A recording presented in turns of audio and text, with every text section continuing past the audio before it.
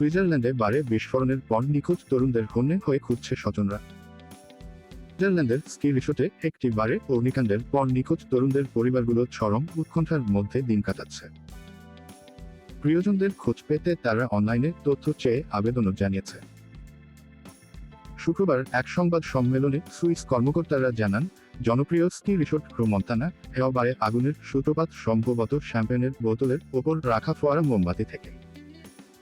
সেগুলো ছাদের খুব কাছে চলে যাওয়ায় আগুন ধরে গেছে বলে তাদের ধারণা। ভ্যালাইসের অ্যাটর্নি জেনারেল বিয়াট্রিস পিলো বলেন, অগ্নিকাণ্ডের তদন্তে ঘটনাস্থলে ব্যবহৃত উপকরণ, বারের অগ্নি নিরাপত্তা ব্যবস্থা, ধারণ ক্ষমতা এবং ঘটনার সময় ভেতরে কতজন মানুষ ছিল এসবই খতিয়ে দেখা হচ্ছে।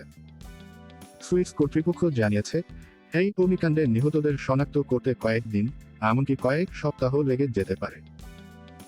আগুনে 40 জন নিহত এবং আরও 119 জন আহত হয়েছে।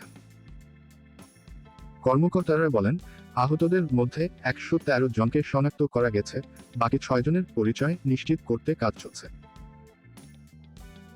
এদিকে ঘটনার দিন রাতে বারে উপস্থিত ছিলেন এমন প্রিয়জনদের সম্পর্কে যে কোনো তথ্য পেতে পরিবার ও বন্ধুরা সামাজিক যোগাযোগ মাধ্যমে আবেদন জানাচ্ছে।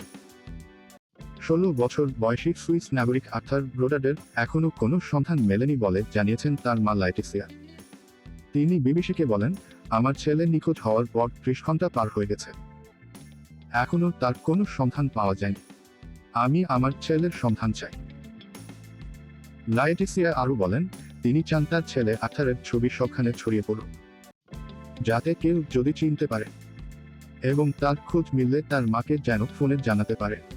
তিনি জানান, তিনি ও তার স্বামী লোজান বিভিন্ন হাসপাতাল ও বার্ন ইউনিটগুলোতে গিয়ে ব্যাকুল হয়ে সন্তানকে খুঁজেছেন, কিন্তু কোথাও ছেলেকে পাননি। এর আগে স্থানীয় পত্রিকায় তিনি বলেছেন, তার প্রতিটি মুহূর্ত কাটছে দুঃস্বপ্নের মধ্য দিয়ে। লুই পত্রিকাকে তিনি আরও জানান, আর্থারের কয়েকজন বন্ধুকে পাওয়া গেছে, যাদের শরীরের প্রায় অর্ধেক অংশই পুড়ে গেছে। এটা ভাষায় প্রকাশ করার মতো নয়, ওরা নরক যন্ত্রণা পেরিয়ে এসেছে, বলেন তিনি। নিখোঁজ আরেকজন কিশোর 16 বছর বয়সী ইতালীয় নাগরিক আচিল ওসভালদো জিওভান্নি বারোসি। নববর্ষের দিনে স্থানীয় সময় রাত 1:30টার দিকে নিজের জ্যাকেট ও মোবাইল ফোন নিতে সে ওই বারে ঢুকেছিল। এরপর থেকে তার আর কোনো খোঁজ পাওয়া যায়নি। আমরা জানি না সে এখনো বেঁচে আছে কিনা, তার খালা ফ্রান্সেস্কা বিবিসি ওয়ার্ল্ড সার্ভিসের এক অনুষ্ঠানে জানান।